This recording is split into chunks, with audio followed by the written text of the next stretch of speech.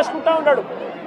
ఆ పిల్లాడు ఇక్కడికి వచ్చినప్పుడు జరిగిన ఘటనలో ఆ పిల్లాడిని బ్రాండింగ్ చేసి ఆ పిల్లాడి కుటుంబాన్ని పరువును కూడా తీస్తూ ఉన్నారు.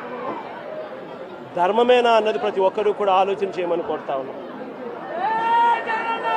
లా అండ్ ఆర్డర్ పూర్తిగా కుప్పకూలిన పరిస్థితుల మధ్య చంద్రబాబు నాయుడు గారి ప్రభుత్వంలో ప్రతి వ్యవస్థ నీరుగారిన పరిస్థితుల మధ్య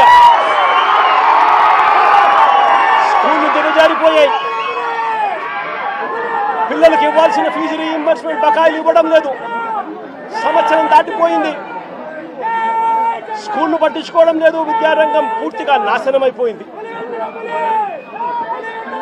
వైద్య రంగం పూర్తిగా దివాలా తీసింది. నెట్వర్క్ హాస్పిటల్కు నెలకు 300 కోట్ల రూపాయలు ఖర్చు అవుతుంది. 12 నెలలు అయిపోయింది.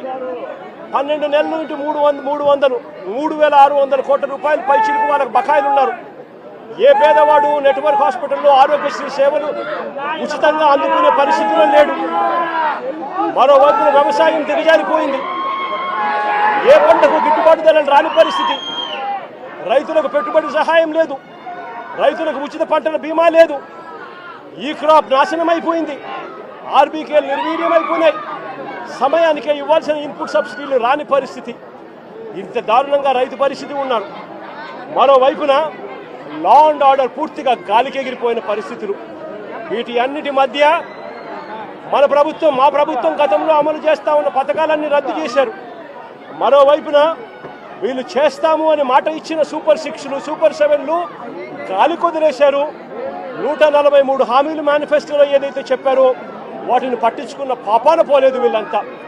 అందుకనే ఇలాంటి పాలనకు వ్యతిరేకంగా రేపు రాష్ట్ర వ్యాప్తంగా కూడా వెన్నుపోటు దినంగా ప్రకటించి రాష్ట్ర వ్యాప్తంగా ప్రతి నియోజకవర్గంలోనూ ఈ ప్రభుత్వానికి వ్యతిరేకంగా రాష్ట్ర ప్రజలందరినీ కూడా గలం విప్పమని చెప్పి పిలుపునిస్తా ఉన్నాను. మరొక్కసారి వీళ్ళందరికీ కూడా ప్రతి ఒక్కరిని కూడా నేను ఒకటి విజ్ఞప్తి చేస్తా ఉన్నా.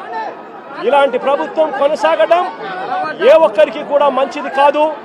ఇలాంటి ప్రభుత్వం ఎంత త్వరగా ఈ ప్రభుత్వాన్ని సాగనంపితే ప్రజలు అంత సస్యశ్యామలంగా బతికే పరిస్థితి